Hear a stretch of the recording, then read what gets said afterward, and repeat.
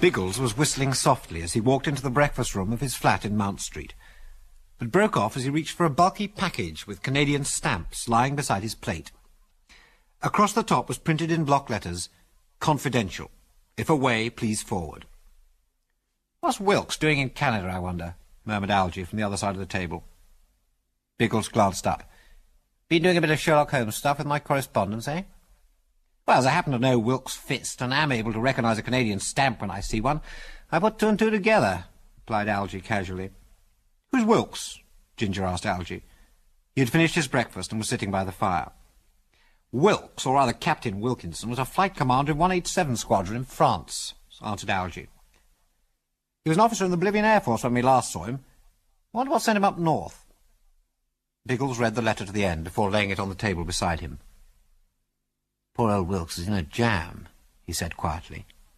"What's the trouble?" asked Algy. Biggles picked up the letter again. "Listen to this. The letter's headed Arctic Airways, Fort Beaver, Canada. My dear Biggles, as you probably remember, letter writing is not in my line, so you no doubt guessed before you opened this that things must be pretty sticky. Believe me, they're all that, and more. Before I start my story, I may as well say that the odds seem to be against my being alive by the time you get this. If I just disappear, or get wiped out in what looks like a genuine crash, find a fellow named McBain, Brindle Jake he is called around these parts, and hand him a bunch of slugs from me, as a last service from an old pal." "By gosh, things must be pretty grim for old Wilkes to write in that strain," broke in Algy. "Grim is the right word for it," said Biggles shortly. "But don't interrupt, just listen to this. You remember that I was in Bolivia a few years ago. Well, there was a change of government, and as I didn't like the new one, or maybe the new one didn't like me, I packed my valise, headed north, and ultimately drifted into Canada. One day I struck lucky and got a charter job flying a mining engineer up to some new goldfields for an outfit called the Moose Creek Goldfields Corporation. You may have heard of the last place on Earth. Well, I can tell you where it is. Moose Creek. It's well inside the Arctic Circle, though why they call it Moose Creek I don't know, for no moose in its right mind would go within 100 miles of the perishing place. But that's by the way. Having got the lowdown about these goldfields, I had one of my rare inspirations. "Oh, that's old Wilkes for you," said Algy. "Moose Creek is 800 miles north of the nearest railhead, and the journey, made by canoe in summer and dog sled during the freeze-up, takes about 6 weeks, heavy going. It struck me that since there was certain to be a fair amount of traffic to and from the goldfields, an airline might be worked up into a paying proposition. In an aircraft, the journey could be done in a day instead of 6 weeks. To cut a long story short, I put all my savings into the venture, opening up my own landing field at Fort Beaver, which is the railhead. I called it Arctic Airways. I got into the money, and with my profits bought a second machine. Then, listen to this, out of the blue, another fellow jumped my claim. The same Brindle Jake that I've already mentioned. It seemed a bit thick after all I'd been through, but I figured that there ought to be enough money in the game for the two of us. However, Brindle had his own ideas about that. He decided that 2 in the game was one too many, and he wasn't going to be the one to go. From that moment I learned that the gloves were off. There is only one possible landing ground within 50 miles of Fort Beaver, and that's mine. I bought the land off a fellow named Angus Sterling, who had decided that he preferred prospecting for gold to farming. I paid him cash, whereupon he headed north with his gear, and hasn't been seen since. I cleared the ground, put up a shed, and the land became Fort Beaver Landing Field. There was never any question about the title of the land until, one day, 2 Winkle 12 transport planes landed, and out stepped Brindle Jake and his 2 pilots, Joe Sarton, a tall chap, good-looking in a rugged sort of way, and Tex Ferroni, a slim, dark little fellow.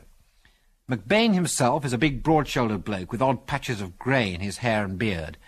That's how he gets his nickname, I'm told. A half-breed French-Canadian named Jean Chicot trails after him like a dog, and I reckon he's McBain's bodyguard. Pretty motley crew, put in Algy. Biggles read on. You can guess my surprise when McBain calmly told me to clear off the land. I can't go into details now, but for the first time I learned that there was some doubt as to the title of the land I'd bought off Sterling. For some extraordinary reason, there seems to be no record of his having paid the government for it. Angus Sterling told me that he got the land under a settler's grant, but the fact remains he didn't give the transfer to me. However, if I don't own the land, neither does Brindle, although he tries to bluff me he does. McBain built some sheds and started operating to Moose Creek right away. I flew up and saw the traffic manager of the Goldfields Company, a decent little fellow named Canwell, and lodged a complaint, but it didn't get me very far. Canwell's only concerned with getting his stuff to the railhead, and he doesn't care two hoots who takes it, as long as it goes. He as good as told me that in this country it's up to a fellow to work out his own salvation, so that was that. I got my first idea of Brindle's methods when, a day or two later, one of my machines shed its wing just after takeoff. Yet I'd stake my life that that machine was airworthy. Brindle or one of his men tampered with it, I'm certain, but of course I can't prove anything. The pilot was killed. I bought another machine and hired another pilot. 2 days later, the new machine went up in flames during the night, and my new pilot packed up and left.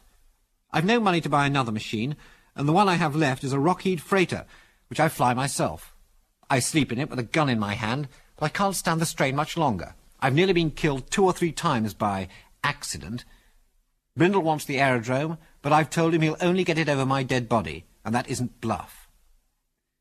The fact is, old lad, it goes against the grain to be run out of the territory by a low-down grafter. I'm fighting a lone hand.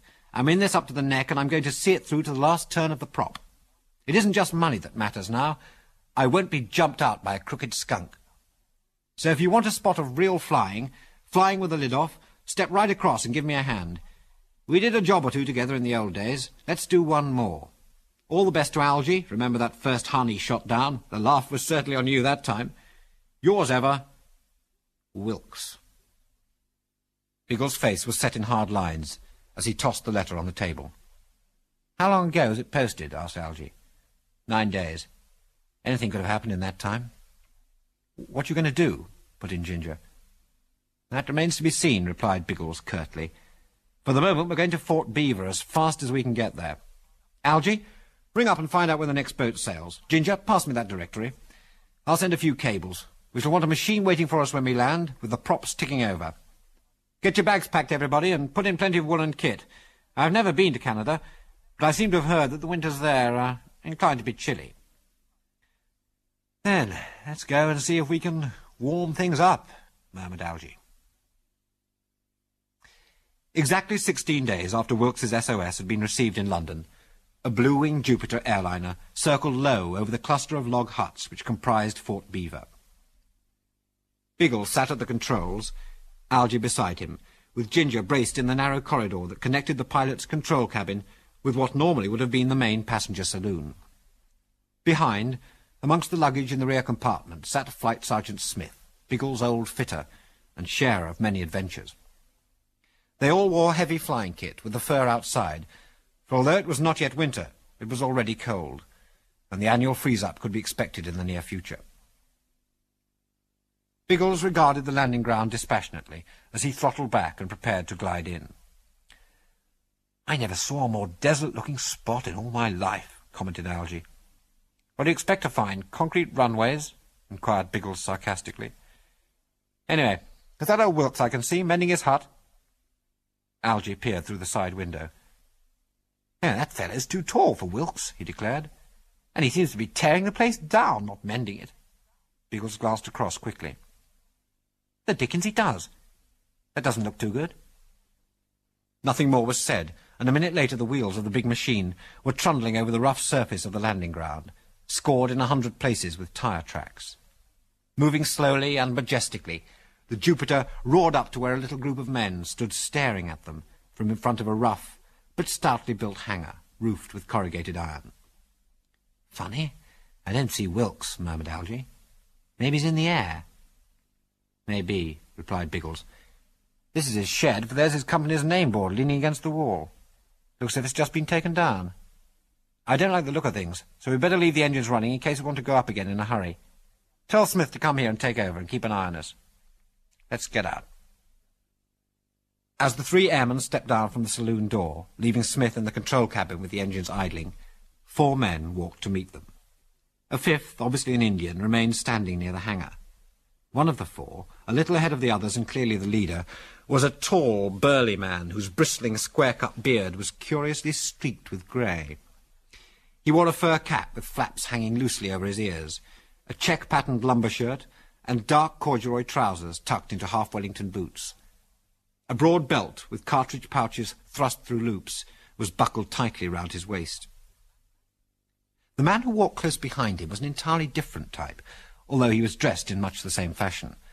Slight in build, his delicate features might have passed for those of a woman, but for a wisp of black moustache that decorated his upper lip.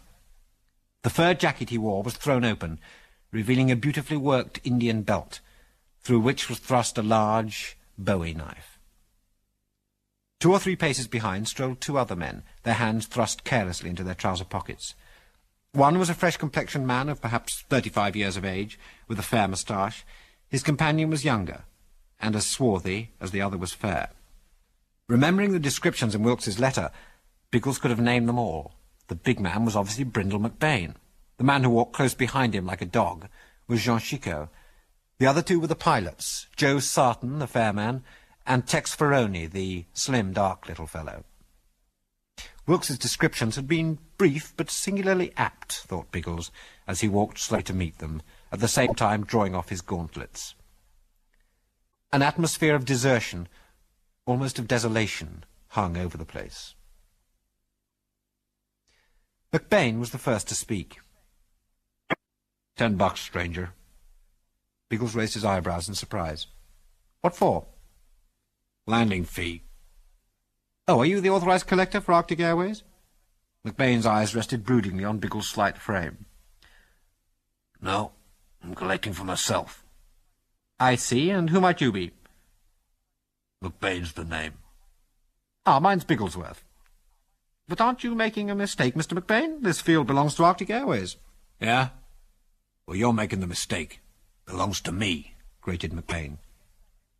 Whatever gave you that idea? Inquired Biggles, and nodding curtly he moved towards what was obviously Arctic Airways' reception office. For a moment it looked as though McBain would intercept him, but he took a pace forward, clenching and unclenching his hands. But then his companion said something to him that the others could not catch, and he stopped, scowling. Algy and Ginger followed Biggles into the office. There was nobody there, although by this time they did not expect to find anyone. Everything was in confusion. Files and papers were strewn everywhere. Algy's face was grim as he looked around. I don't like the look of this, he said quietly. I'm afraid we've come too late. Before Biggles could answer, there was a whip-like crack. Several splinters flew across the room, one striking Biggles on the cheek and drawing blood. That was a shot, snapped Algy, then darted after Biggles, who had already flung open the door and was striding white-faced towards McBain and his companions.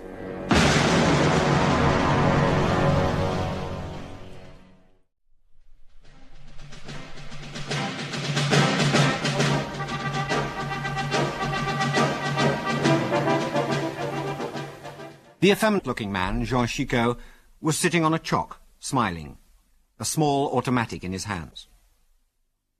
Biggles went straight up to him. Did you fire that shot? I cleaned my gun. So he go off. These accidents come sometimes, yes? Biggles did not answer. His fist flew out in a vicious uppercut. Every scrap of the pent-up anger that was in him went behind that blow. Chicot went straight over backwards and crashed across the concrete apron. He twisted for a moment and then lay still. Biggles' face was white, and his lips were set in a straight line as he looked down at him. Keep your hands away from your belt, McBain, snapped Algy. Seeing what was coming, he had whipped out his automatic the instant Biggles struck the blow. Biggles looked round. Plug him if he moves, Algy, he said grimly. If this gang of crooks wants it hot, by thunder they can have it. Say, what's going on? Biggles spun round and saw that a newcomer had arrived on the scene. It was a constable of the Northwest Mounted Police. What's going on? Said the constable again. Nothing to speak of, replied Biggles. My friends and I just arrived by air. For some reason best known to himself, McBain tried to scare us off by getting his playmate to pull a gun on us. So I had to hit him. The constable regarded Biggles thoughtfully. What are you doing in this, out-of-the-way place, anyway? I'm putting money into Arctic Airways, which belongs to a friend of mine, Wilkinson. I want to know where he is, and I reckon McBain knows. The constable turned to McBain. Where's Wilkinson? Search me, Delaney. Well, when did you last see him? 4 days back. He was taken off, headed north for Moose Creek, I guess. And he hasn't come back? Well, I ain't looked for him. You had a good look at the inside of his office, at any rate, put in Biggles coldly. McBain looked at Biggles evilly, then turned to the constable. Well, what are you going to do about it? He inquired. I've got something else to do besides standing here gassing. So have I, returned the constable.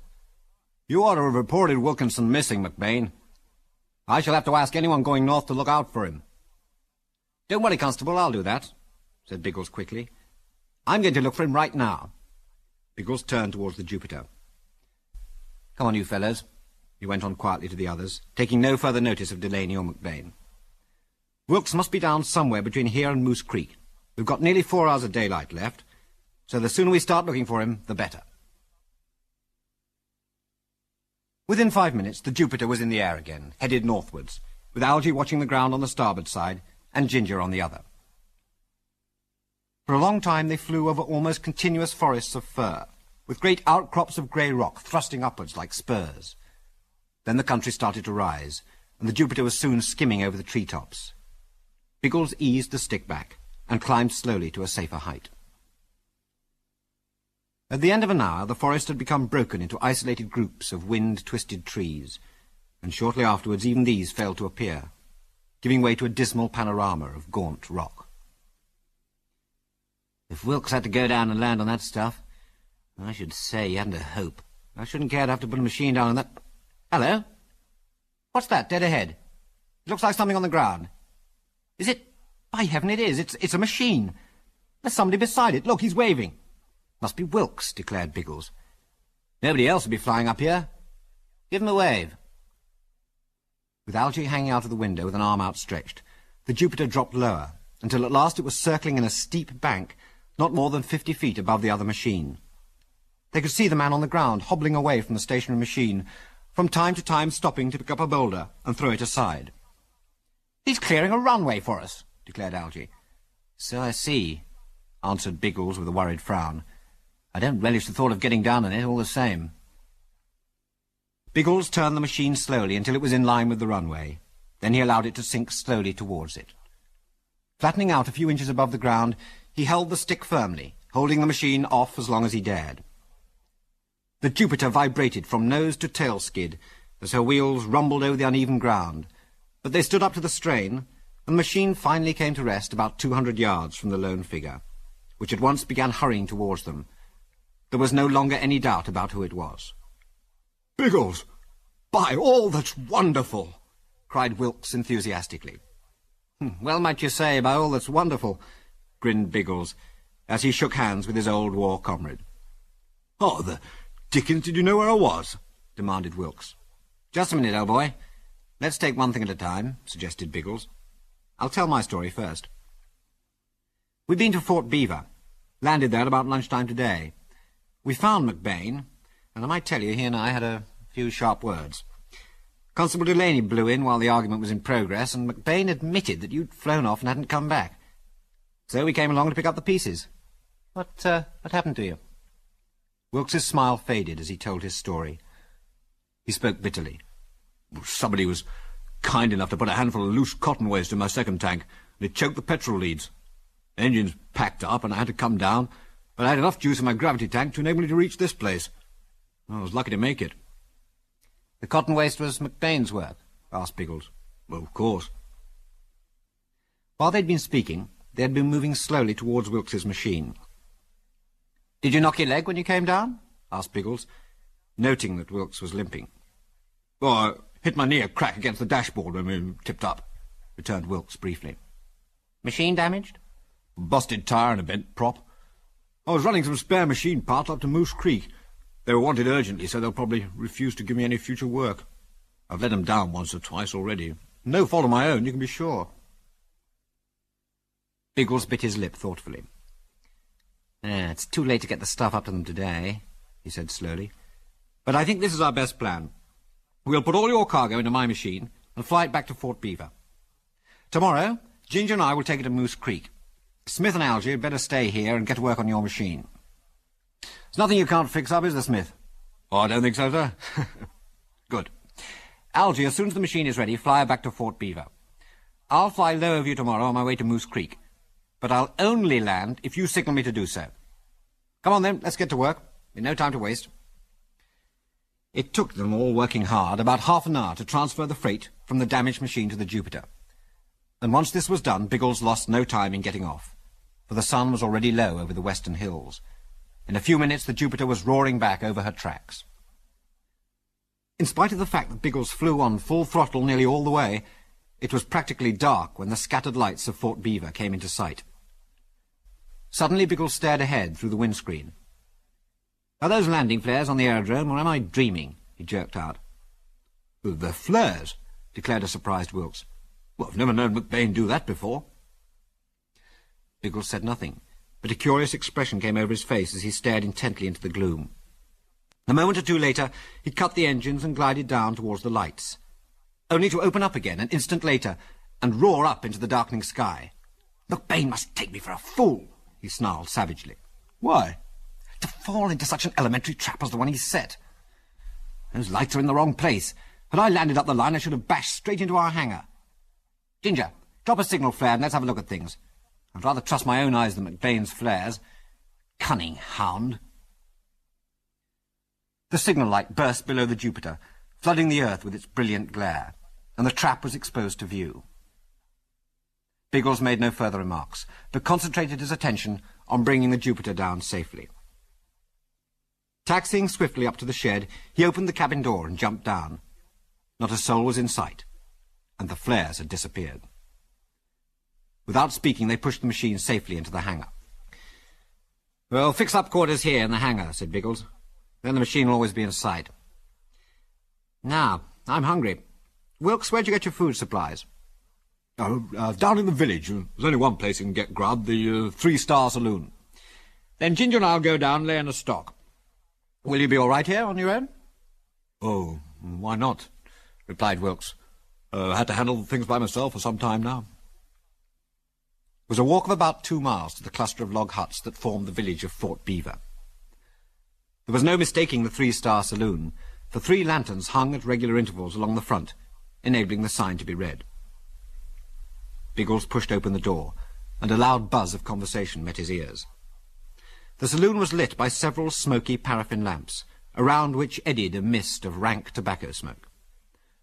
"Give it a name, strangers," said the barman. While Ginger ordered a couple of drinks, Biggles took an old envelope from his pocket and started jotting down selected items from the goods he saw exposed for sale. Bread, biscuits, coffee, beans, and the like.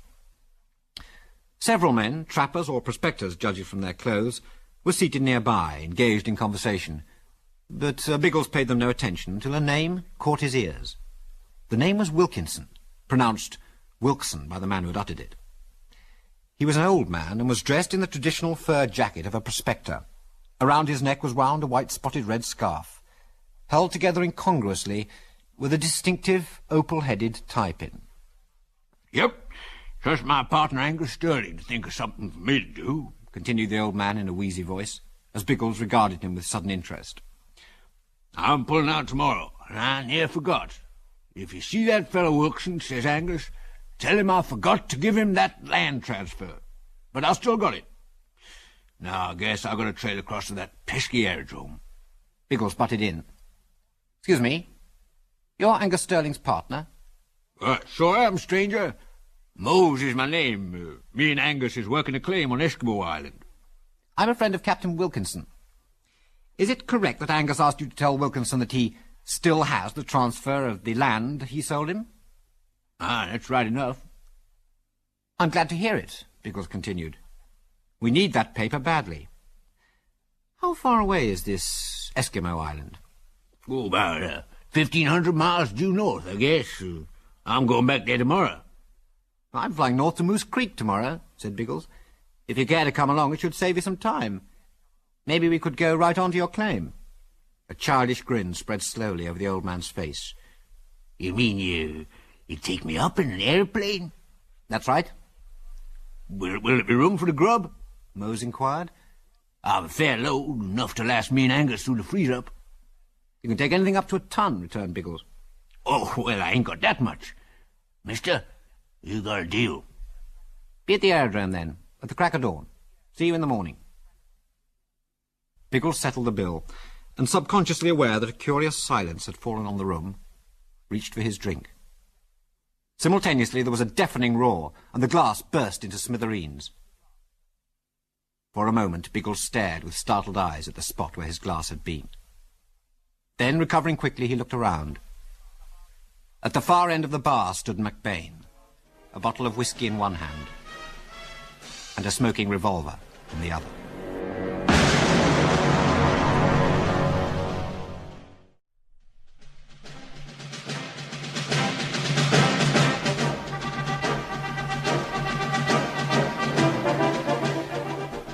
No one spoke. The only sound in the room was the soft shuffle of feet as the other men in the bar began to back away out of the line of fire. Unhurriedly, Biggles turned a reflective eye on McBain, who was now holding a glass in one hand, while the revolver, an almost imperceptible coil of smoke creeping from the muzzle, and the bottle of whiskey rested on the bar in front of him. "Give me another drink, boss, will you?" requested Biggles quietly, and put his hand in his pocket as if to take out the money to pay for it. McBain stood his glass on the bar. His hand moved towards the revolver, but on this occasion things did not go in accordance with his plan. Biggles' hand jerked out of his pocket. There was a double report, the two shots coming so close together they almost sounded like one. There was a crash of shattering glass, and a metallic ping as McBain's bottle of whiskey splintered into 100 pieces, and his revolver spun along the polished bar before falling behind it. "What's the matter, McBain?" asked Biggles evenly. "Any fool can play a game single-handed. You don't mind me joining in, surely?" Biggles addressed the barkeeper. "What is the usual procedure in a case like this, in this part of the world?" he inquired.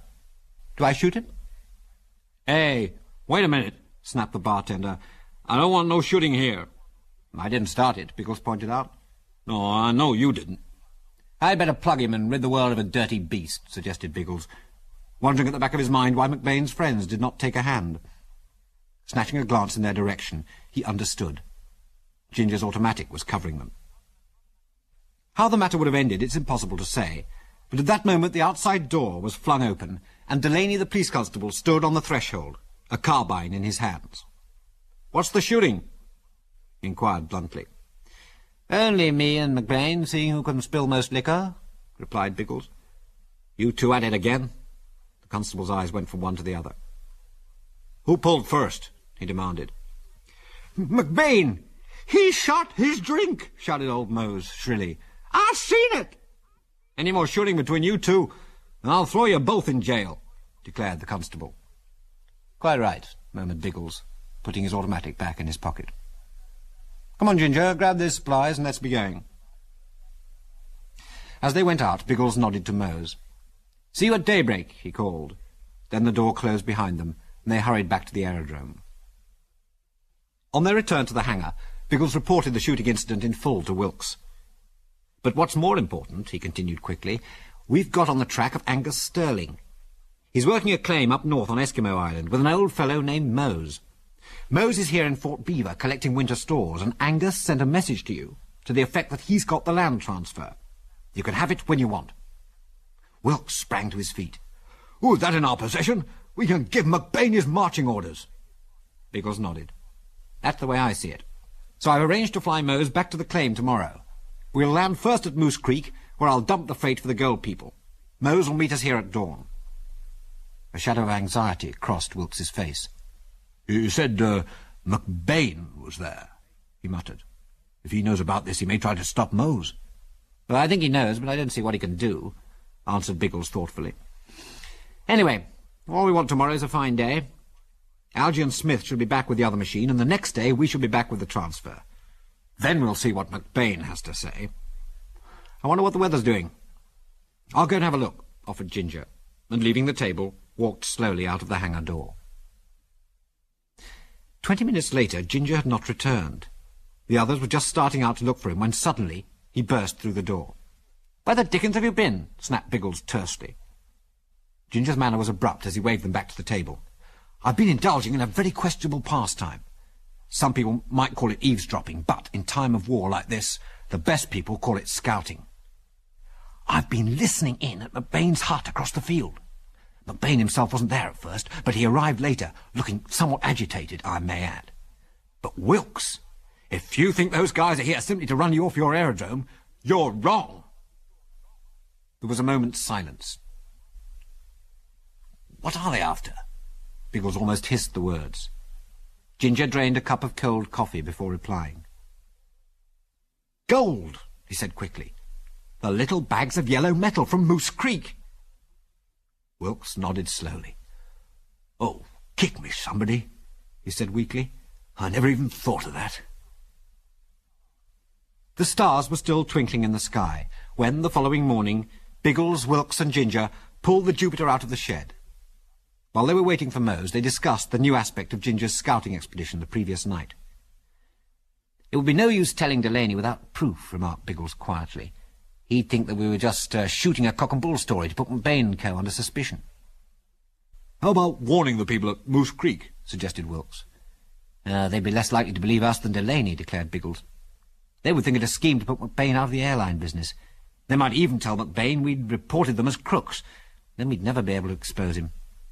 No, at this juncture we say nothing to anybody." Biggles glanced at his wristwatch as he finished speaking. "Oh, Mose is late," he observed. "Who's this coming?" asked Ginger, staring in the direction of the village. "Looks like Delaney." "Yes, it is him," declared Biggles. A minute later the Mountie pulled up his horse and dismounted beside the waiting airman. His eyes rested on Biggles' face. "Where did you go after you left the 3-star last night?" he asked crisply. Biggles raised his eyebrows. "Ginger and I came straight back here. Wilkes can verify when we got back. What's this all about, anyway?" "What were you three standing here for when I came along? You looked as if you were expecting somebody." "We were," agreed Biggles. "We'd arranged to fly Angus Sterling's partner Mose back to their claim.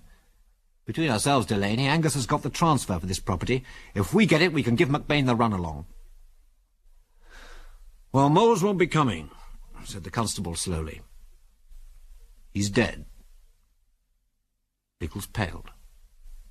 "Dead?" he cried incredulously. "Why, he was as right as rain last night."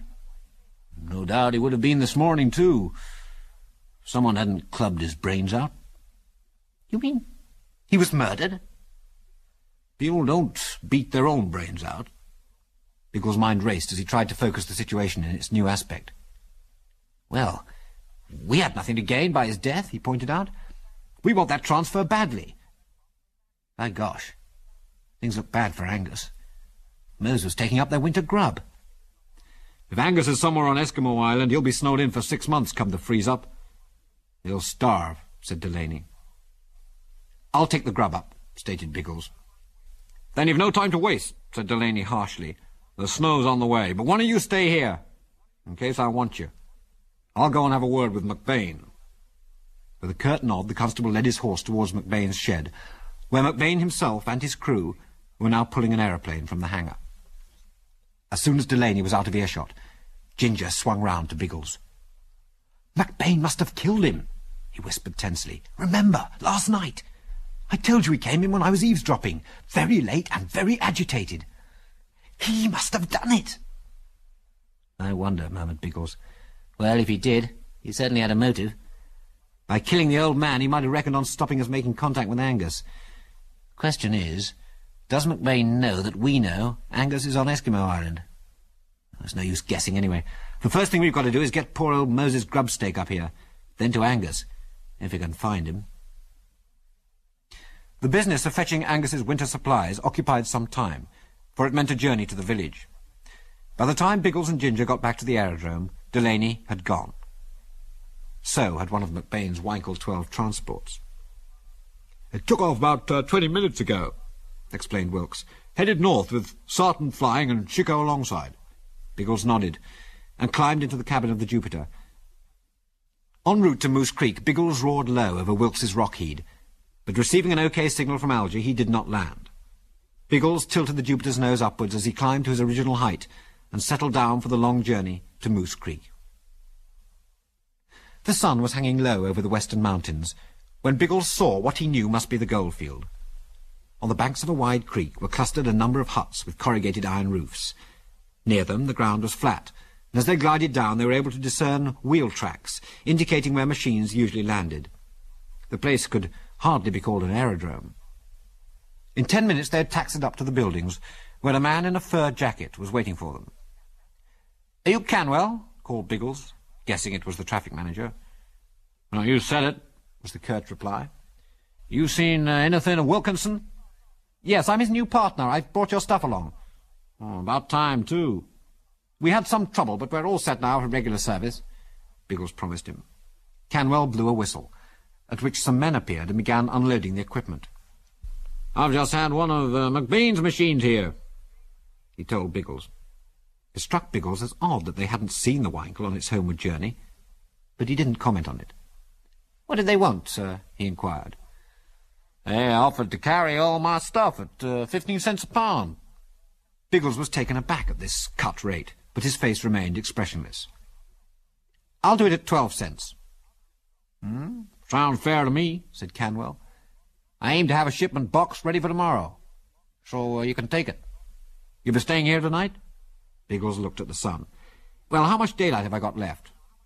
"About a week to 10 days, I reckon." Enlightenment burst upon Biggles. He realized they were so far north that the sun did not drop below the horizon until it went for good in the long winter months. "Of course, the midnight sun!" he exclaimed. "How far is it to Eskimo Island?" "Oh, about 500 miles due north." "Good. We can make it there and back in time." Canwell's eyes narrowed.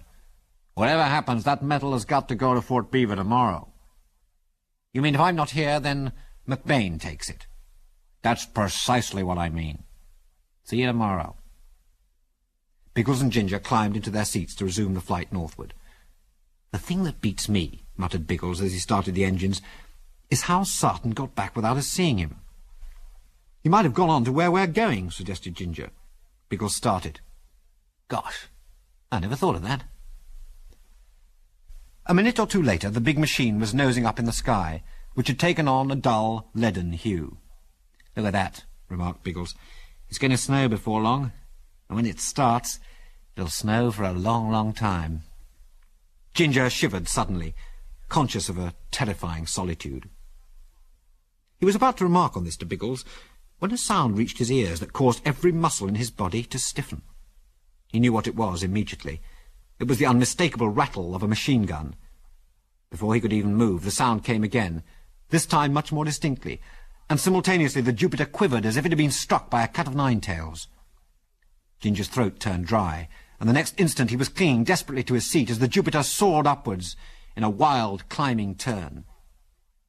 Bracing himself against the side of the cabin, he looked out of the window, just in time to see a Winkle transport go tearing past. The window nearest to him was open, and from it projected what appeared to be a short black stick, at the end of which danced a vicious streak of flame.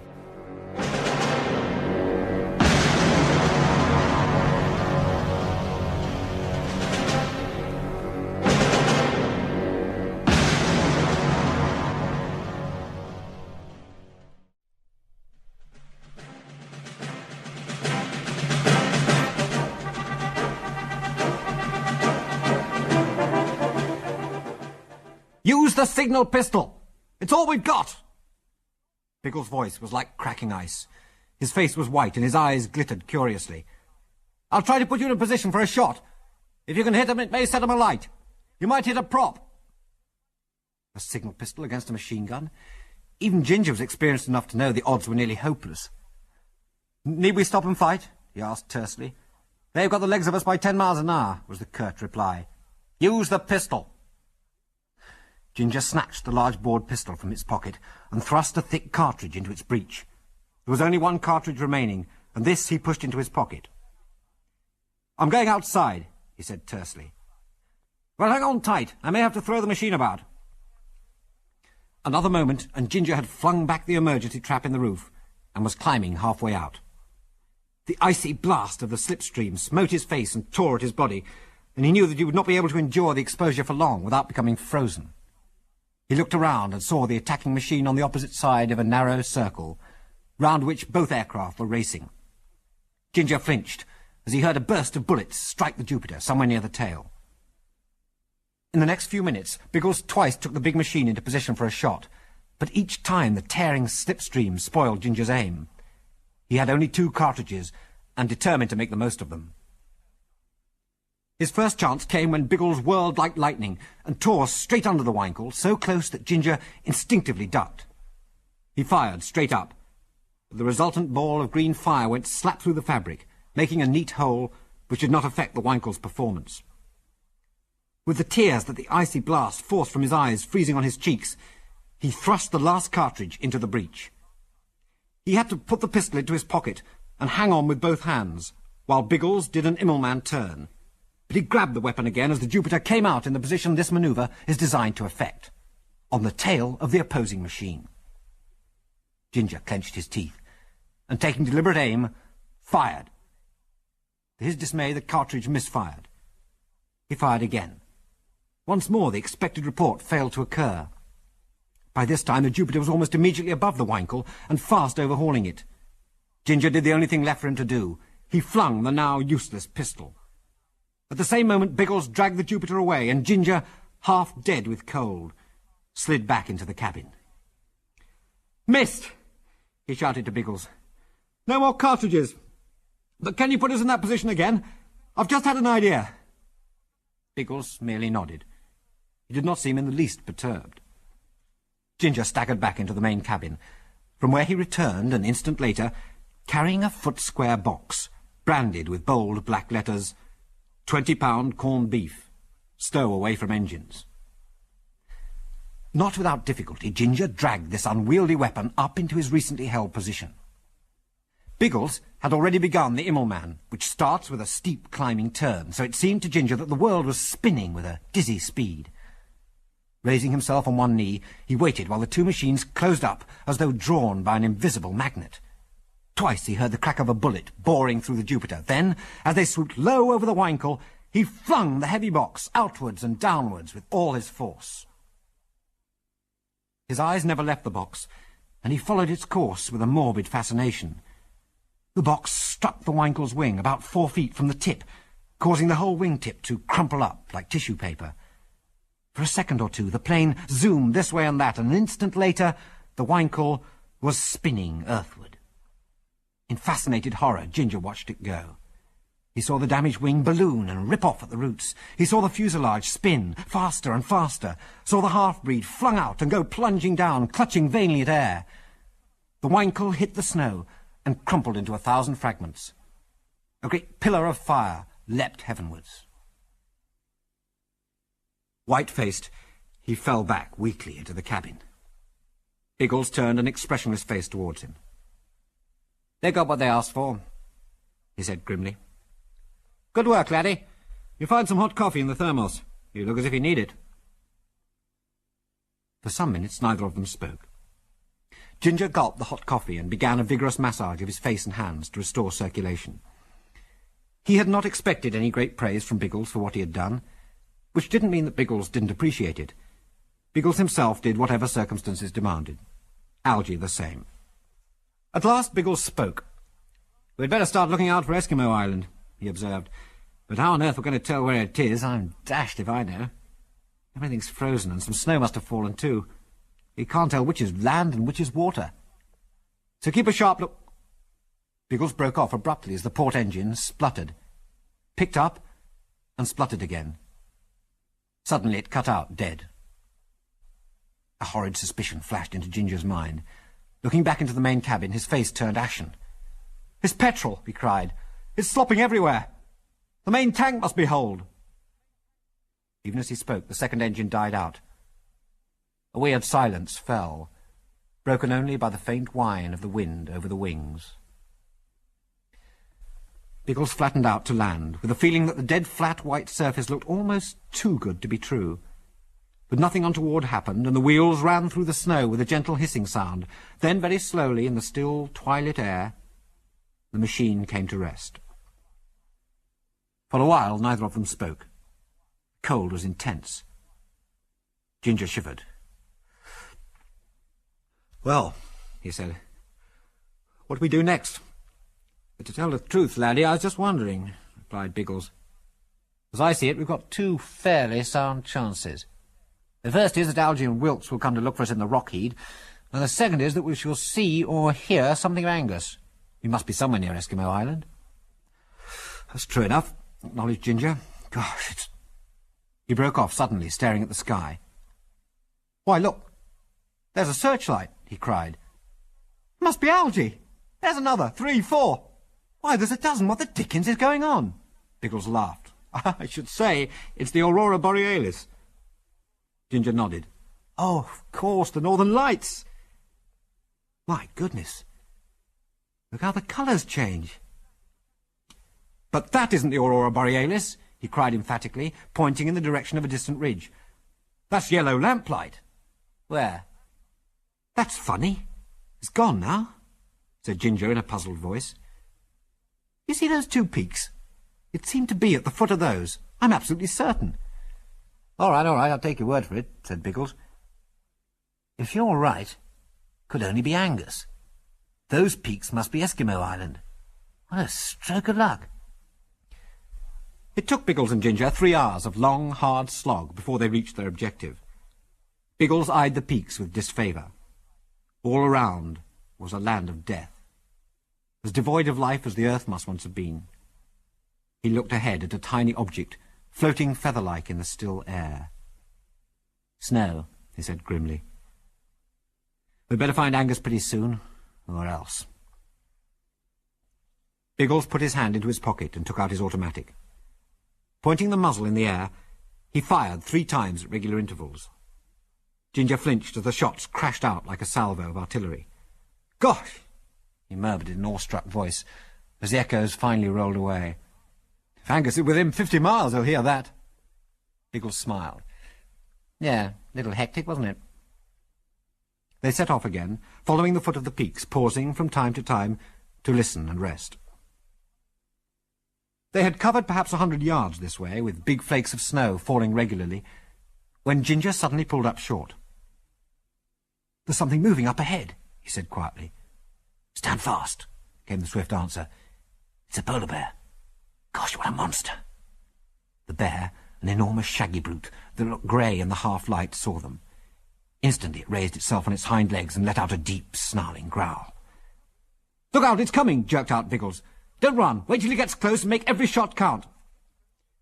With his heart hammering against his ribs, Ginger whipped out his automatic and waited as the great beast came on. At a distance of 5 or 6 yards, Biggles fired.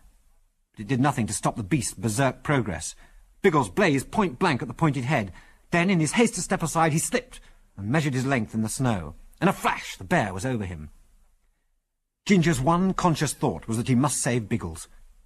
Hardly knowing what he was doing, he rushed up to the bear.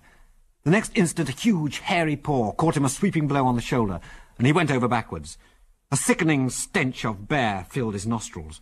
A roaring, crashing report almost deafened him. Then a great weight settled on his body, crushing the life out of him. Something seized him by the arm, and he screamed, thinking it was the bear's huge jaws. Then the scene seemed to change, and he found himself on his feet, panting and muttering incoherently. "Och, now, take it easy," said a strange voice in a strong Scots accent. Ginger stared at a short, broad-shouldered figure with a smoking rifle in the crook of its arm. Suddenly he understood. "You're Angus Sterling," he blurted out. It was not far to the old Scotsman's cabin. "I've got some bad news for you, Angus," Biggles said grimly. "Mose won't be coming back."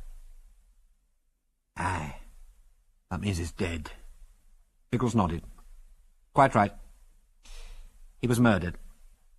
And he told Angus the whole story, how they heard Mose inquiring for Wilkes and the events that followed. When he had finished, the old man stared at the fire in silence. "Aye, poor old Mose," he said at last. "Aye, I know, Brindle. It's bad medicine. It was mighty kind of you to come up here, mister. But here you'll stay, I reckon. And since you're liable to be stopping, I'll tell you something. Mose was a rich man. Aye, me and Mose struck it rich. Biggles looked surprised. You mean you found gold? Aye, man. Mose had a tidy poke here. You're a power of good it'll do him now. Well, for us it all depends on the weather. Angus crossed to the door and flung it open. Outside it was no longer snowing, and the world lay still and white under a cold blue dome. This looks like a chance to bring the grub up from your aeroplane. Yeah, it's a bit of luck, the snow holding off like this. If it starts again, your plane will be buried before long. We've got to make the most of it. By the time they arrived at the Jupiter, Ginger had lost all count of time. Not that it really mattered now. In future, the weather would rule their actions, and not the clock. Vaguely he wondered what Algy and Wilkes were doing, but once the snow started again, it would put an end to any idea of rescue. He thought no more about it, but set to work with the others unloading the stores. This done, he was about to suggest to Biggles that they drain off the Jupiter's oil, when he heard the distant hum of an aeroplane. The sound was unmistakable, and his heart leapt. "Good old Algy!" he shouted gleefully. "There he is," declared Biggles, pointing at a black speck that had materialized out of the dull haze concealing the southern horizon. "He's seen us," went on Biggles joyfully. "I saw him turn. He's coming." And then his voice died away in a curious manner. Ginger, staring at the fast-approaching machine, knew why. It was not Wilkes's Rockheed. It was McBain's second Winkle that was roaring low towards them.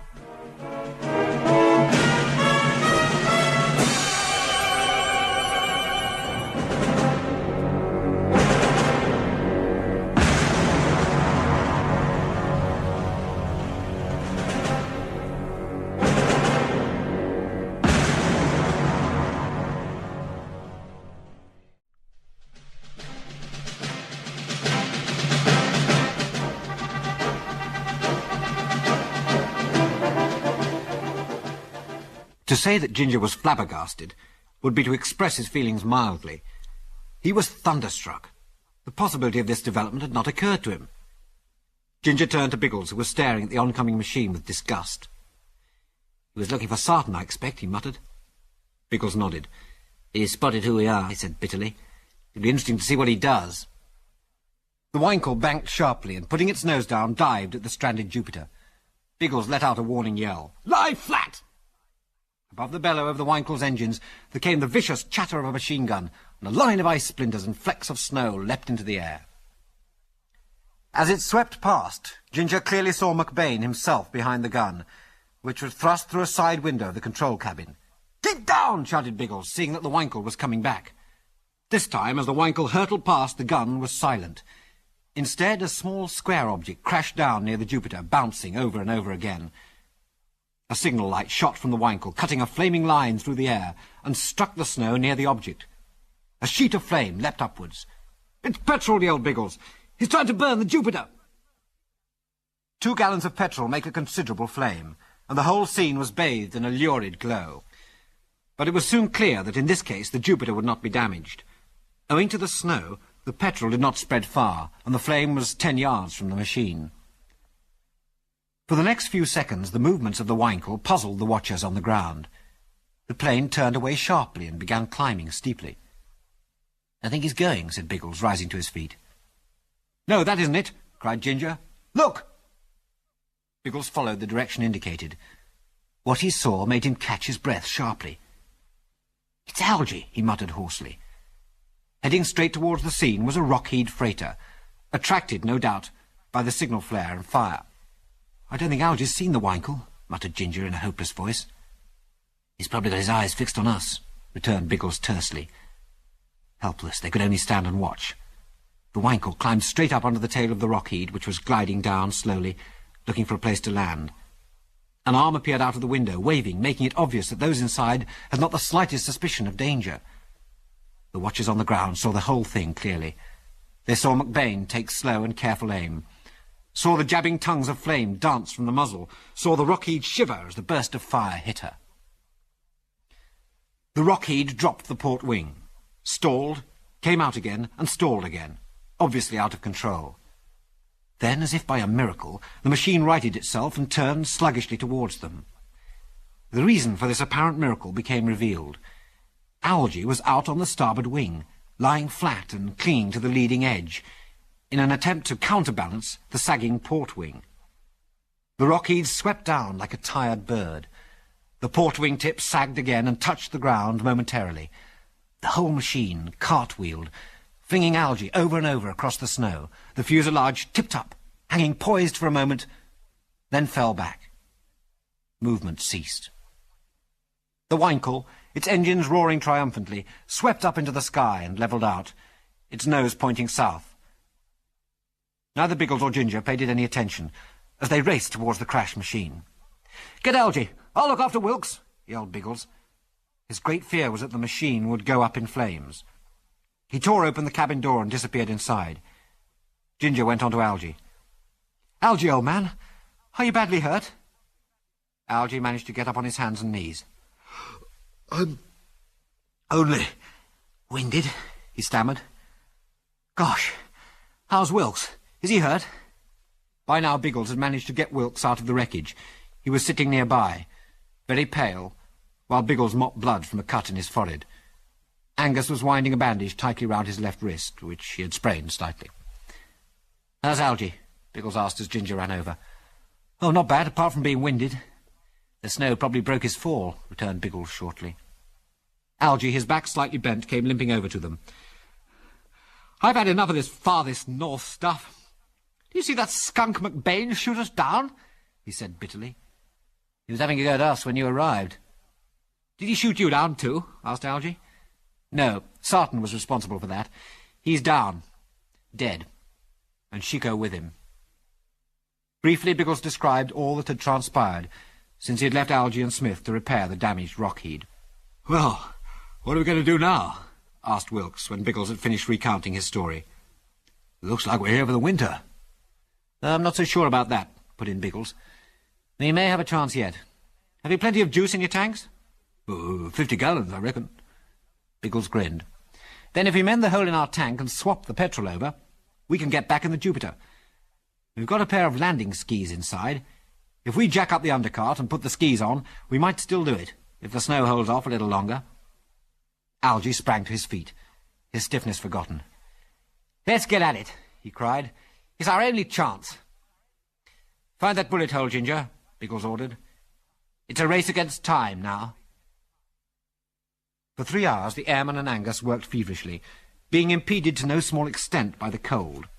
Ginger repaired the punctured tank, bemoaning the fact that Smith, an expert metal worker, was not there to help him. Algae explained that he had left Smith at Fort Beaver when they had arrived as arranged in the Rockheed.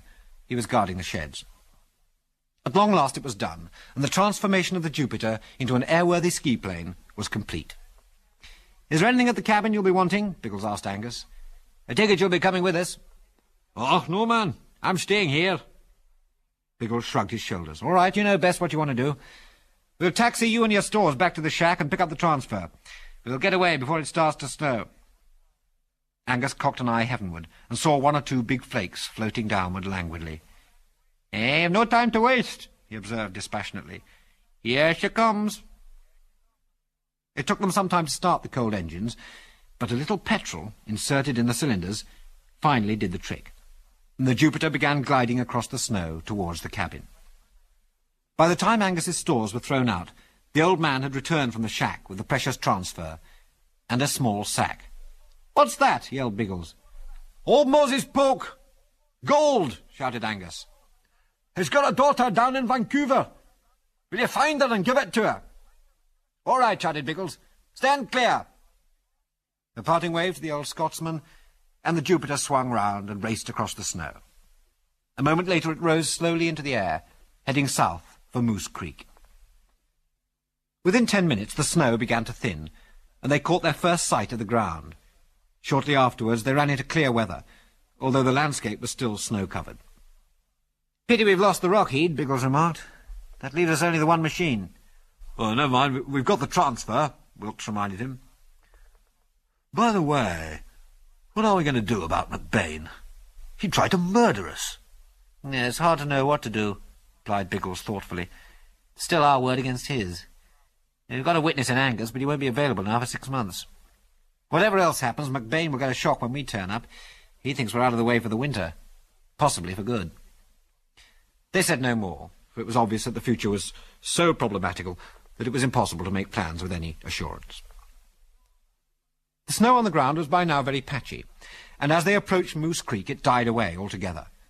Within a few days the snow coming down from the north would bury everything under a deep blanket, but for the present the ground was clear. "There's a chance that the creek will be frozen over," remarked Wilkes. "The ice is safe. They shift the windstocking across to it." "Well, that's better," replied Biggles. "I wasn't too happy at trying to put this bus down in a frozen field on a pair of skis." As the Jupiter circled Moose Creek, they could see that Wilkes's assumption was correct, and that the frozen creek now acted as an aerodrome. Biggles concentrated on putting the Jupiter down on her new type of undercarriage, a landing no different from usual, except that the machine ran a long way before coming to a standstill. There was no sign of McBain's winkle. Leaving the others to attend to refuelling and the replacement of the undercarriage wheels, Biggles walked across to the traffic manager's office. Canwell looked up from his desk as Biggles entered. Sorry, he said. You're just too late to take the gold to Fort Beaver." Biggles nodded slowly. "So it's gone?" "Yep, biggest shipment we ever made. I waited as long as I could, but McBain blew in, so I let him take it. He's only been gone about 10 minutes. I'm sorry." Biggles shrugged. "Righto, then. See you later." He walked slowly to the door, but once outside strode swiftly to the Jupiter. "McBain's got away with the boodle," he said crisply. "He's got 10 minutes start, but he'll probably be cruising. If we run on full throttle, we may overhaul him. Get aboard, step on it." Not until the Jupiter was in the air, soaring southwards on the trail of the Winkle, did Biggles settle down to contemplate the situation. The gold was temporarily in McBain's charge, and if he intended stealing it, this was his opportunity. The more Biggles thought about it, the more he became convinced that, unless he overtook the Winkle, he would never see McBain or the gold again. Ginger suddenly pushed his way into the cabin. "Starboard!" he yelled. "The Winkle's bearing west!" Biggles did not answer. For a moment or two his eyes studied the sky, section by section, before they settled on a moving speck, travelling on a southwesterly course, at a slightly lower altitude than themselves. "McBain isn't going to Fort Beaver," Biggles said crisply. "He's leaving it miles to the east." As he spoke, he brought the Jupiter round to follow the other machine. For an hour the respective positions of the two machines did not change. Biggles kept at a safe distance, quite satisfied to watch. Eventually he saw the Winkle start to lose height rapidly. It seemed only a matter of minutes before it would land. Once it was on the ground, with its engines stopped, the noise of the Jupiter would give them away. Biggles' brain raced as he studied the ground intently. It was empty, open prairie, broken only by areas of fir forest. But he noticed that the locality in which the Winkle looked as if it would land was slightly lower than the surrounding ground. It struck him that if he put the Jupiter down behind one of the patches of timber on the higher land, they could see without being seen. He cut the engines, and soon the Jupiter was trundling over some springy turf, the machine screened by a line of spruce and fir trees. The aeroplane had barely come to a standstill before Biggles was out. Ducking low under the drooping fir branches, they saw they were about a mile from the Winkle, which was now standing by a small log cabin.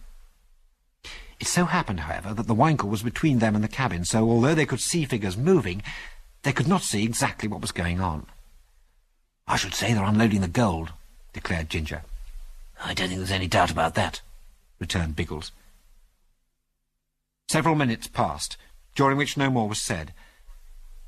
Then, to their surprise, the Winkle's engines roared, and almost before the watchers realized what was happening, the machine had taken off and was racing low over a southeasterly course. The cabin appeared to be deserted. "Gosh, we'll lose them! Come on!" And suiting the action to the words, Biggles led the mad rush back to the Jupiter.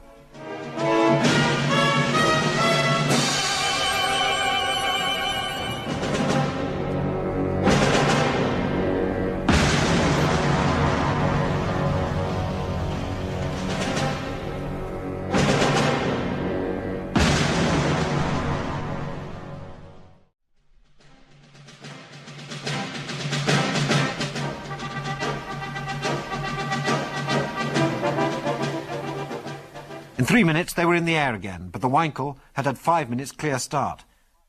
There was no sign of it. "They were heading southeast, towards Fort Beaver," Algy pointed out. I know. But I don't get the hang of this at all," muttered Biggles with a worried frown. "If they've stolen the gold, they've got a bit of a nerve to go back to Fort Beaver. It's got me beat, and that's a fact." Half an hour later, Fort Beaver Aerodrome was in sight. "There's the Winkle," said Biggles as he cut the engines. "And that's McBain and Ferroni beside it, and yes, that's Delaney." Their run-in carried them very close to the Winkle. A strange expression crept over Biggles' face, but he made no observation until he had switched off in front of the hangar. "Well," he said, in an odd tone of voice, "what do you make of that?" "Make of what?" asked the others together. "Look, they're unloading the Moose Creek gold boxes," went on Biggles. "They haven't stolen the gold after all." He passed his hand wearily over his face and shook his head. "That knocks all our calculations sideways, doesn't it? I mean, they've actually had the gold in their possession with nothing to prevent them getting cleared away with it. Yet they bring it back here and calmly hand it over like law-abiding citizens. We'd better go inside and put our thinking caps on." For the remainder of the day and far into the night, they discussed the problem with no apparent solution. At daybreak, they resumed the debate, but Biggles broke off long enough to send Smith to the village shopping. Then he continued. "All this talk of gold reminds me. We've still got Moses' poke of gold dust in our machine. We'd better put it somewhere safe till we can hand it over to the authorities. I don't feel inclined to tear around at this moment looking for Moses' daughter. We'll tell Delaney about it next time he comes up here." "There's a secret cavity under my office floor," said Wilkes. "I had it specially made for valuables." The small bag of gold was accordingly fetched from the machine and put into Wilkes's hiding place. The task done, they returned to the tarmac. "Go and brew a dish of coffee, Ginger," said Biggles. "I reckon we could all do with a cup." Ginger nodded and made his way to the back of the hangar where the cooking stove had been installed. The others were still waiting for the coffee when, to Biggles' astonishment, Constable Delaney appeared, walking towards them, followed by McBain and Ferroni. "What the dickens do they want?" growled Algy. "We shall soon know," murmured Biggles.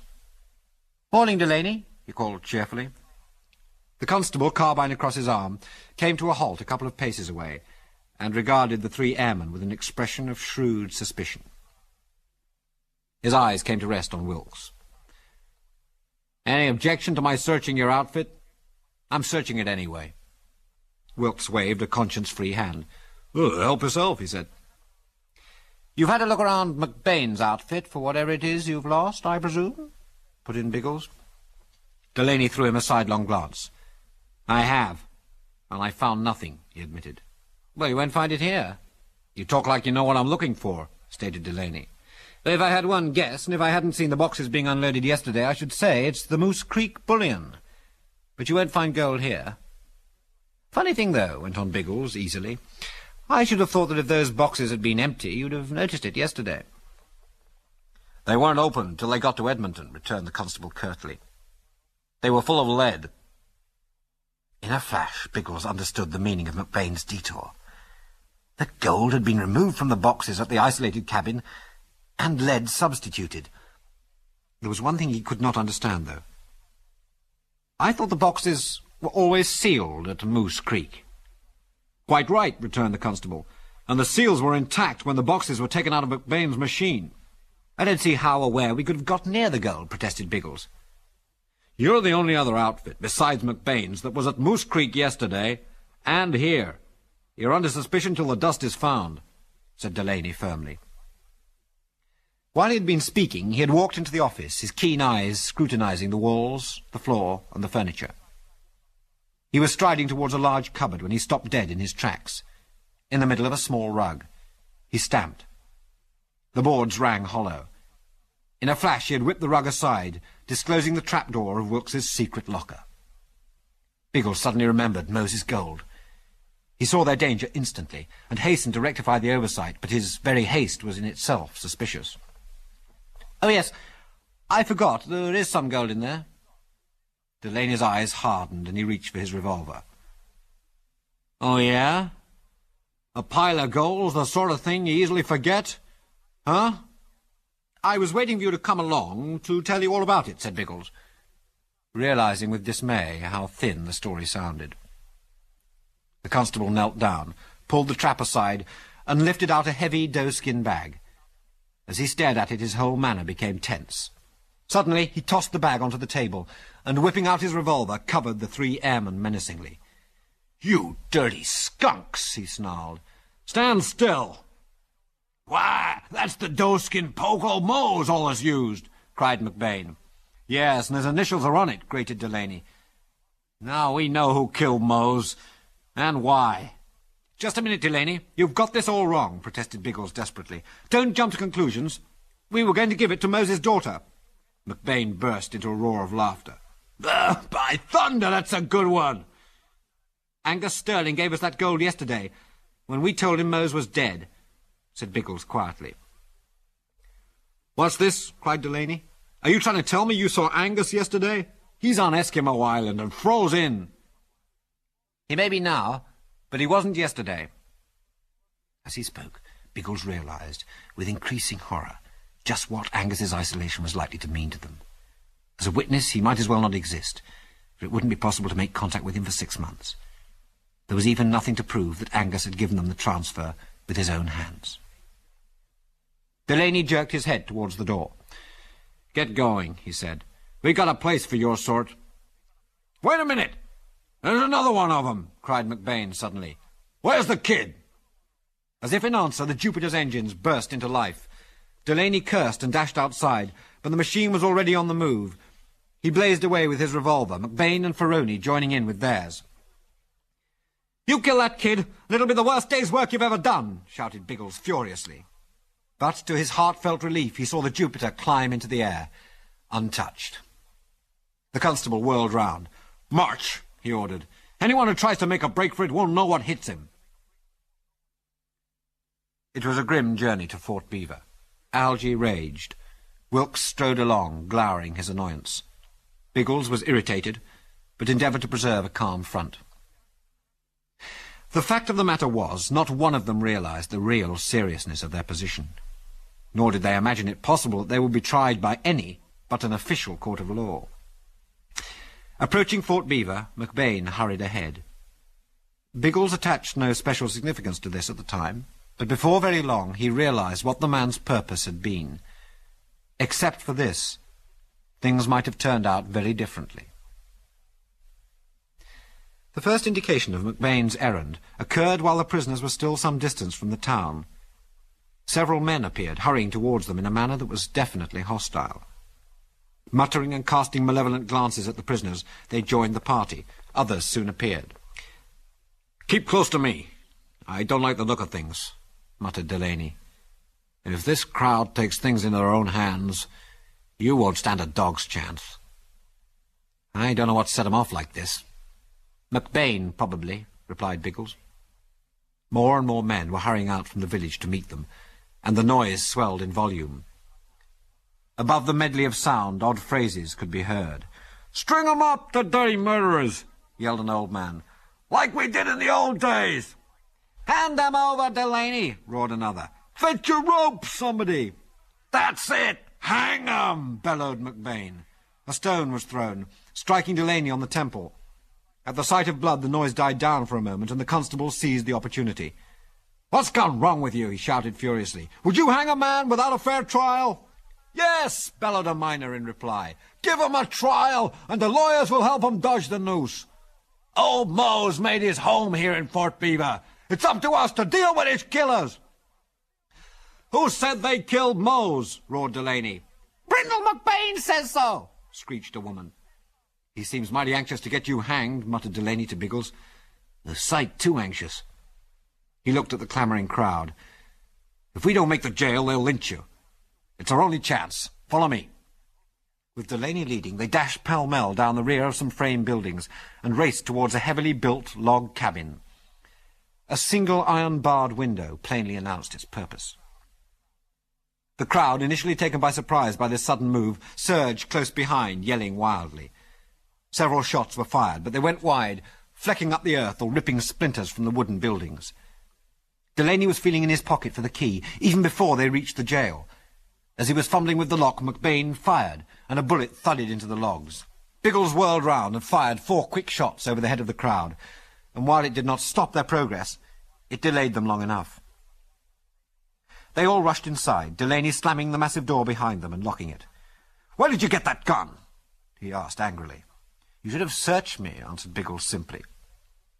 The constable did not pursue the subject, but ducked as a stone whirled through the window. It struck the opposite wall with a crash and fell to the floor. A piece of paper was tied to it. Delaney picked it up and, in the fast waning light, read the message written on the paper. "It's from that fellow of yours, Smith," said Delaney. "He's taken my horse and is going to Blackfoot Point for help. There's an officer and 4 troopers there," he added. "Someone in the crowd must have given him the tip." "How far away is this place?" asked Biggles. "Oh, a bit over 20 miles. We can't expect help before dawn, and I reckon that'll be too late." A sudden shout came from outside. "Get a log, somebody! We'll soon have the door down!" "Here they come! With a tree!" shouted Delaney presently, and levelling his revolver, fired 2 shots out of the window. There came a furious yell from outside, and the 2 shots were answered by a dozen. Delaney staggered back, clutching his upper arm. "They got me through the shoulder," snarled the constable, leaning against the wall. A moment later the whole building shook as a heavy weight struck the door with a crash. Biggles' jaw set. Revolver in hand, he crept to the window and peeped out. 4 men were just lifting the heavy log, which was being used as a battering ram. Biggles fired, and the nearest man staggered, dropping the log. Again Biggles fired. Another man fell, prompting a general dash for cover. Biggles leapt aside as the fusillade of answering shots came. The acrid smell of cordite filled the room. Several times, as the night wore on, the attack on the jail was resumed, but on each occasion it was narrowly beaten off by the defenders. "With luck, we'll last one more attack," announced Delaney during a pause. "How so?" asked Biggles. "I've only 1 cartridge left." "And I've none." "My gun's empty," said Biggles quietly, tossing the useless weapon on the floor. "I wonder what Ginger's up to," he added hopelessly. Algy looked up. "Gosh, I'd forgotten about Ginger," he confessed. "What can he do, do you suppose?" Biggles shrugged his shoulders. "Goodness knows." "Can't be far short of dawn," remarked Delaney. "Sort of quiet out there. What are they planning now?" "We shall soon know, I fancy," replied Biggles, as the sound of stealthy footsteps came from outside. There was a sudden rush, then silence. An orange light flickered on the window frame, growing rapidly brighter. It was accompanied by a crisp, crackling sound. "They've set the place on fire!" gasped Biggles. "Either we go out and hang, or stay here and fry."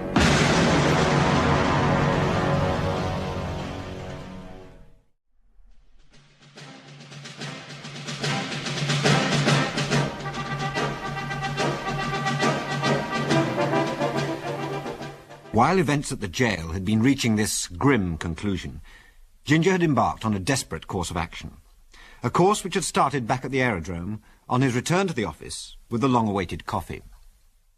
He was just in time to hear Delaney accuse Biggles of the murder of old Mose, and quickly he realized the desperate nature of the trap into which the airman had fallen. On the spur of the moment he could think only of his freedom and the dire necessity for immediate action. If he could get into the air, he would be safe. Dropping everything, he dashed for the Jupiter. At 1,000 feet, he turned the aircraft, wondering where to go. Looking down, he could see the little group marching off towards Fort Beaver and the jailhouse. Still circling and climbing steadily for height, Ginger switched his thoughts to the immediate future. What ought he to do for the best? He could see no point in going to Moose Creek. He thought of Angus, but realized that with the freeze-up, no power on earth could get the Jupiter there and back. Suddenly he remembered the isolated log cabin, where the Winkle had landed on its way down from Moose Creek. It was not far away, and there was just a chance that he might find something there. Something that could possibly bear out the story Biggles would tell. The true story. Satisfied he was at least doing the best thing possible, Ginger swung the Jupiter round until its nose pointed northwest, the direction of the cabin. Eventually Ginger picked out his objective. The cabin looked pathetically forlorn, he thought, in its desolate surroundings. He did not bother to taxi up to it. Switching off the engines, he glanced around and jumped out. As there was no sign of life, Ginger started walking briskly towards the cabin. He was still about 20 yards away when a strange noise stopped him short. Suddenly he saw something emerge from the cabin window. A split second later he realized what it was. A rifle barrel. Before he could even move, the rifle cracked. For a brief instant, Ginger swayed on his feet. Then he crashed forward on his face and lay still. The cabin door was thrown open, and the Indian member of McBain's gang emerged, holding a smoking rifle in his hands. He strode towards the motionless figure with a cat-like tread, then stopped and leaned the rifle against a tree stump. Drawing a vicious knife from his belt, he advanced confidently towards his victim. With his lips parted in a savage smile, the Indian bent over Ginger. With a sudden grunt, Ginger sprang to his feet, for he had not been killed by the Indian's shot. He had felt the whistle of the bullet as it passed his cheek, but had dived rather than fallen to the ground, hoping that the man who had fired at him would be deceived and might give the pretended corpse the chance to turn the tables. The Indian had instinctively leapt back at Ginger's unexpected return to life, giving Ginger the chance to pull his gun. However, before he could pull the trigger, the Indian knocked the weapon aside with a lightning sweep of his arm. The automatic described a short flight through the air and came to rest on the turf some 10 yards away. Ginger made a rush for it and reached it at the precise moment the Indian grabbed the rifle. Both weapons came together and 2 loud reports rang out, one following the other so closely that the sounds blended. Both shots missed their targets. Before Ginger could refire, the Indian had whirled around and was now running rapidly for the shelter of a belt of timber. Furthermore, as he ran, the Indian bent low and twisted and turned in a manner that made shooting with a pistol a waste of powder. Still running, the Indian disappeared from sight amongst the fir trees. The surprise of his encounter with McBain's Indian had left Ginger not a little shaken. Moreover, he saw that it was going to be difficult to search the cabin thoroughly and, at the same time, keep a lookout for the redskin. To make matters worse, the light was failing. It would soon be dark. He took a pace forward, then stiffened suddenly, as a dreadful cry was borne to his ears. It was the howl of a wolf, and at the long-drawn cry Ginger's blood ran cold. Again came the ghastly howl, nearer this time, and before it had come to a quivering end, it was taken up by others. Ginger forgot the Indian. He forgot everything. His one instinct was to head for the shelter of the Jupiter. The next instant he was flying for his life in the direction of the machine. A chorus of howls broke out behind him, and a frantic glance over his shoulder told him the worst. A line of black shapes had broken cover and were streaking after him. He ran as he had never run before. And as he ran, Ginger knew that his life depended upon a relatively trivial circumstance. The wolves were so close behind him that if the cabin door of the Jupiter was shut, he would not have time to open it. He couldn't remember whether he had closed the door or left it open. Nor could he see until he was within a dozen paces whether it was open or shut. It was open. With a last convulsive effort, Ginger leapt at the aperture and slammed the door behind him. Just as the leading wolf launched itself through the air, it struck the door with a crash that made the machine rock.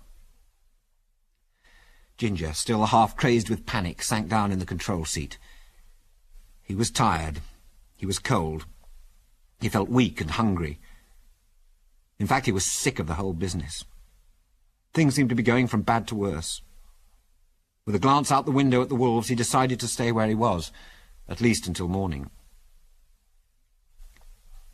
Searching about, Ginger found a few pieces of broken biscuit, and it was while he was munching these ravenously that he noticed a change in the behaviour of the wolves. One by one they had broken away from the Jupiter, and were now circling the log cabin, howling loudly. Seeing they were all looking upwards, Ginger too raised his eyes. Conspicuous against the snow on the roof was a man, and there was only one man likely to be in such a place at such a time: the Indian. As he watched, Ginger saw the Indian slip twice, and each time climb back to the ridge with an effort. He wondered why the man did not fire at the wolves, but watching his hands he knew the reason. The Indian had dropped the rifle in his haste to climb onto the roof. He had been attempting to sneak back to the cabin when the wolves caught his scent. Opening the side window, Ginger looked out. "Can you hold on?" he yelled. "No, too cold. Die with cold here," came the rather faint reply. The last thing Ginger wanted now was that the Indian should die and carry the secret of the gold to his grave or to the stomachs of the brutes prowling below. There was only one thing he could do. It took him nearly 10 minutes to get the first kick out of one of the propellers. A minute later the engine started with its customary roar. Ginger didn't bother about the other engine. One would be sufficient for his purpose. In the face of a roaring aero engine, the wolves were soon in full flight. Slowly, alert for any sign of treachery, Ginger taxied the machine right up to the cabin wall and switched off. Covering the Indian with his automatic, he jumped down and picked up the rifle he could now see lying in the snow. "All right," he said curtly. "Come down, but be careful." The Indian slid off the roof, so stiff with cold that he had difficulty in getting to his feet. Ginger took the Indian's knife from his belt and tossed it, with the rifle, into the machine. He kept him covered with the pistol and grimly pointed to the hut. Once inside, Ginger wasted no time. "Now," he said to his prisoner, "I'm going to ask you some questions. Where is the gold?" The Indian did not reply. "You'd better talk, unless you want to go back outside to the wolves," threatened Ginger.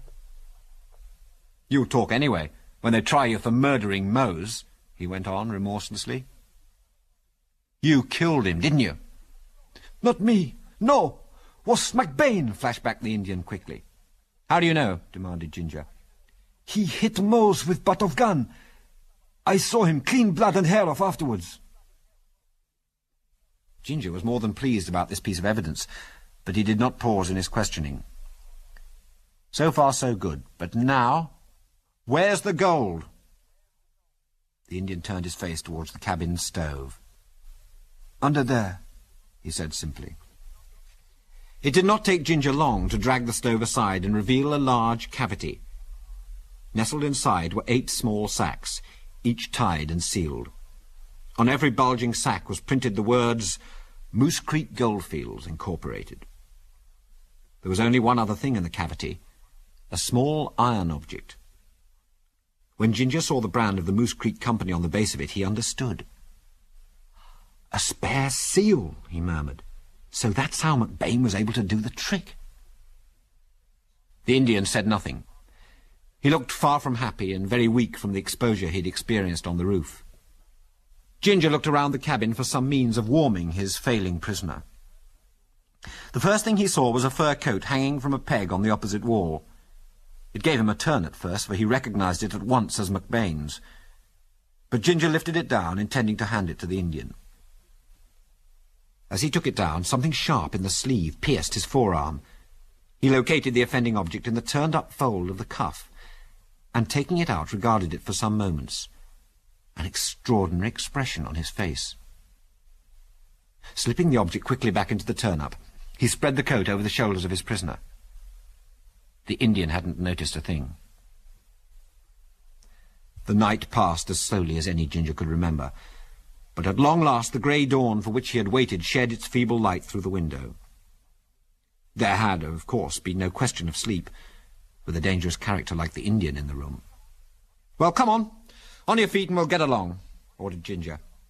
His thoughts turned briefly to his companions. They must have wondered what's happened to me. Anyway, Fort Beaver, here I come. Had Ginger known what was happening at Fort Beaver, his cheerful confidence would have received a rude shock. Indeed, the others had wondered what had happened to Ginger, but now, as they stood in the smoke-filled jail, he slipped from their minds. Flames licked hungrily around the walls. "That's the end of it, then," announced Algy calmly. "As Biggles says, we either go out or fry." "Of the two, I prefer to go out," said Biggles. "And me," nodded Wilkes. Smoke and flames poured into the room as Delaney threw open the door. A yell went up from outside. "I'll go first," said the constable, and took a running leap out the door.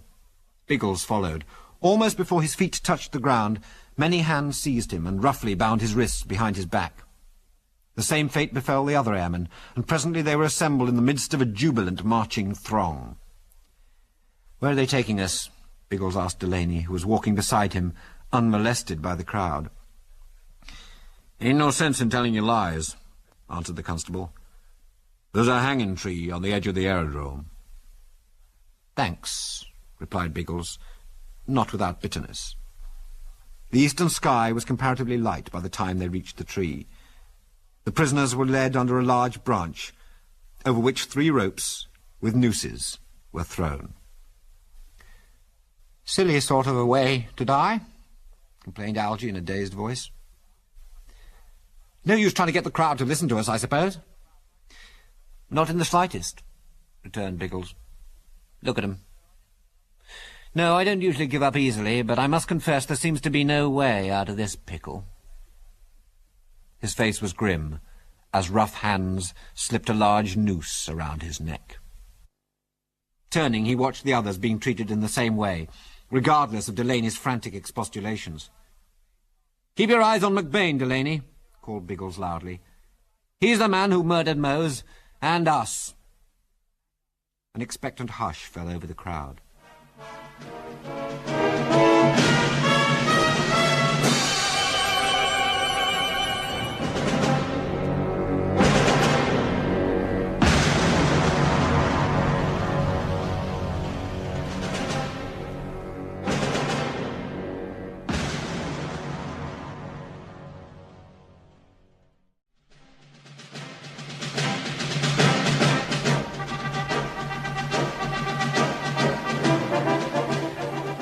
It was Biggles who knew first that the machine was coming. His keen ears picked up the drone of the motors. "Here comes Ginger!" he yelled desperately, by which time others in the crowd had heard it too. There was a quick babble of excited conversation.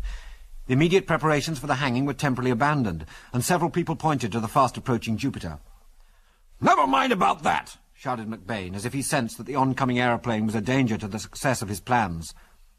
Ferroni demanded that the hanging should proceed, but the attention of the crowd was distracted by the behaviour of the machine. At first it seemed the pilot was going to glide straight to the aerodrome and land, but at the last moment the machine turned suddenly as if the pilot had observed the crowd and wished to see it at close quarters. Straight over the tree, at a height of not more than 50 feet, the Jupiter soared and then went into a tight circle. "Well, come on! Ain't you never seen an aeroplane before? Let's get on with the hanging!" roared McBain.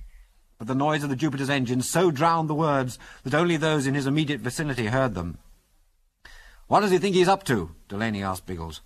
"I don't know," he answered, "but I rather fancy he's going to throw something out." "Yes, he is."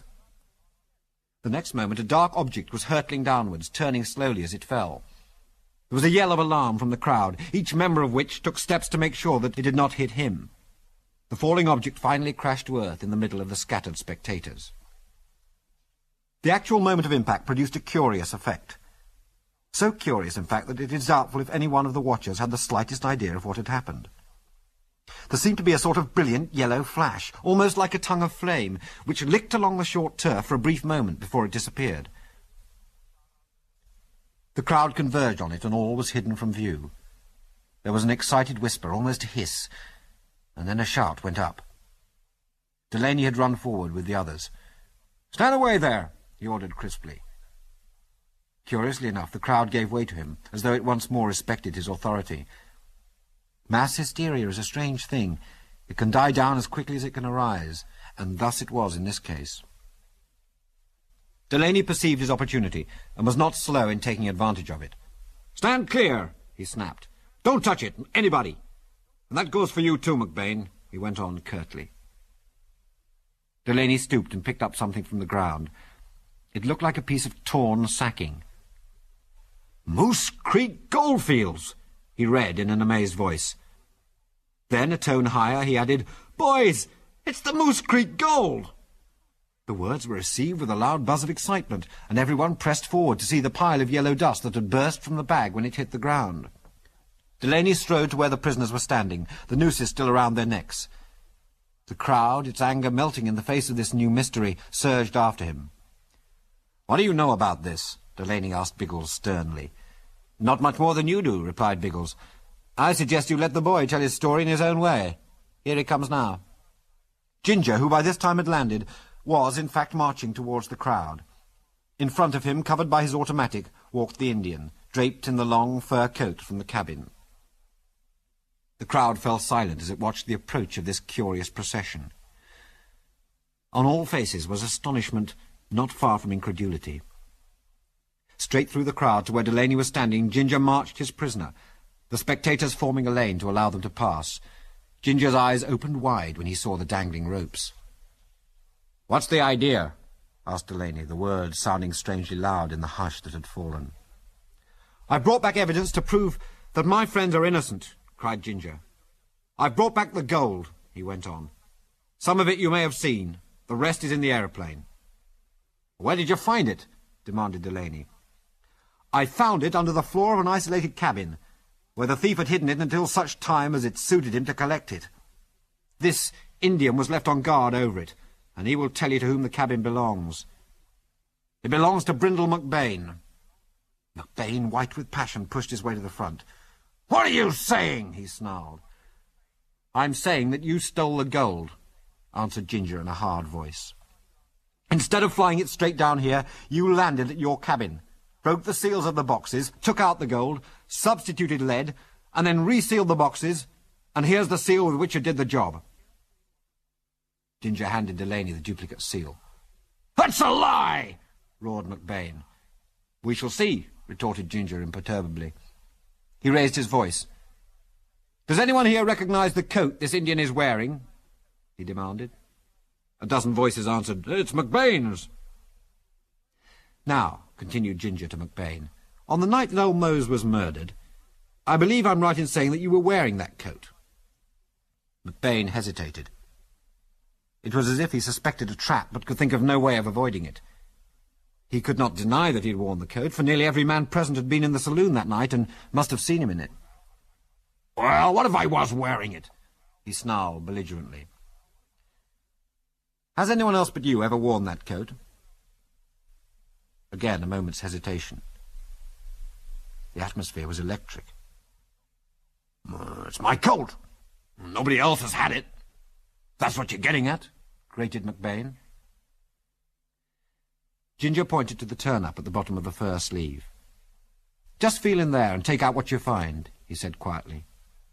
"And then perhaps you'll tell us how it got there." Like a man in a dream, almost against his will it seemed, McBain's finger went down into the turn-up. The silence was such that every member of the crowd might have been holding his breath. A look of relief passed over McBain's face as he found what was evidently an insignificant object. With a short laugh he took it out and looked at it. As he did so, his face blanched. Yet the object was simple enough. It was merely an opal-headed tie-pin. "Does anyone recognize that pin?" called Ginger loudly. Nearly everyone present recognized it, and knew to whom it belonged. The murdered prospector. Delaney raised his hand for silence. Then he took a revolver from the hand of a man standing near him. The man did not protest. "McBain," said Delaney, "I reckon I know why you were so anxious to lynch 3 innocent men." The crowd surged forward, muttering ominously, nor did it heed Delaney's orders to stand still. Possibly the fact that most of the men felt that they had been duped by McBain had something to do with it. Be that as it may, McBain evidently suspected what his fate might be. It rather seemed as if he lost his nerve. Accompanied by Ferroni, with a wild rush he swept those who stood around him from his path and drove a lane through the outskirts of the spectators, heading for safety. "Stop!" roared Delaney above the uproar, but the fugitives took no notice. "Look out! They're making for the machine!" shouted Biggles. "And the gold's in it! If you don't stop them, they'll get away and take the gold with them." McBain and Ferroni were in fact running like hares towards the Jupiter, which was still standing out in the middle of the aerodrome where Ginger had left it, and it seemed likely they would have succeeded in their object but for an unexpected development. From the far side of the aerodrome, riding at a gallop, came 5 uniformed figures. Delaney yelled a warning. He had now reached the outskirts of the crowd, a position from which he could use his revolver without risk of hitting the wrong man. But although he emptied it at the fast-retreating figures, the range was too long and the shots did not touch their mark. But they served another purpose just as useful. They gave the oncoming horsemen at least an inkling of what was happening, as was revealed by the manner in which they swerved to cut them off. McBain and his pilot swerved too, but they could not hope to compete with horses. Seeing that they were trapped, they both drew their revolvers and tried to shoot their way to the machine. They did succeed in emptying one saddle, but then a fusillade of shots rang out, and McBain pitched face downwards on the turf. Ferroni, evidently seeing that his case was hopeless, threw down his weapon and raised his hands above his head. "Here, Delaney, haven't we been trussed up like this long enough?" asked Biggles reproachfully. The constable took out his jackknife and cut the prisoners free. "That kid of yours was just about in time," he said gravely.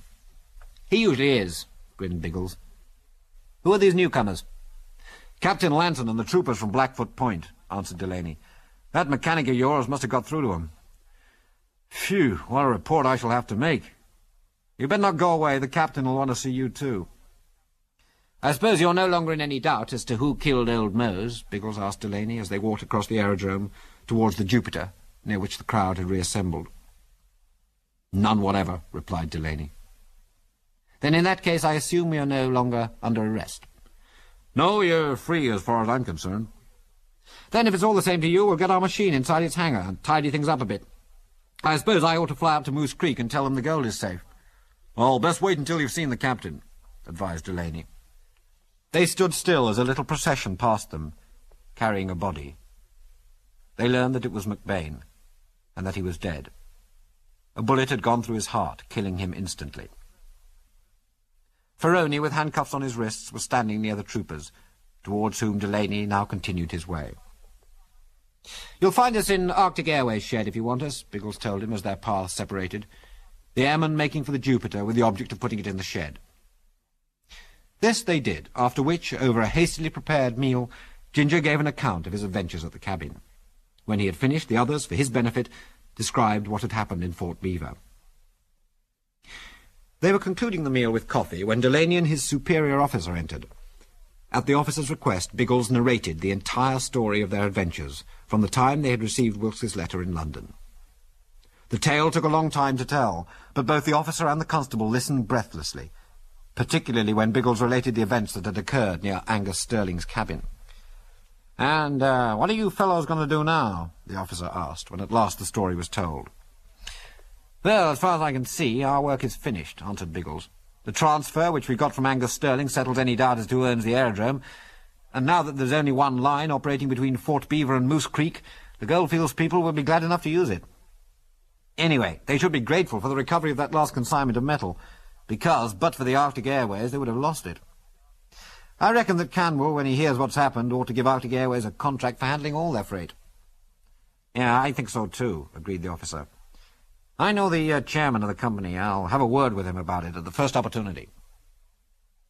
Which in fact he did a day or two later, with the result that the contract was soon forthcoming, as well as an offer of extra finance for spare equipment, should it be required. And that is really the end of the story. Wilkes implored the others to remain on at Fort Beaver and share the profits of his enterprise, which had been so nearly wrecked. But Biggles was adamant in his refusal to tie himself to any one spot. However, they stayed on until Arctic Airways was reorganized on proper lines, which did not take very long, for Wilkes found no difficulty in getting staff now McBain and his gang had been removed. Wilkes flew the party back to Quebec in one of the 2 Jupiters the firm now possessed, and it was there that goodbyes were said. "Let me know how things go on," shouted Biggles from the deck of the ship that was to take them back to England. "I will," promised Wilkes. "Thanks for coming over." "Don't mention it," grinned Biggles. "It's been a pleasure."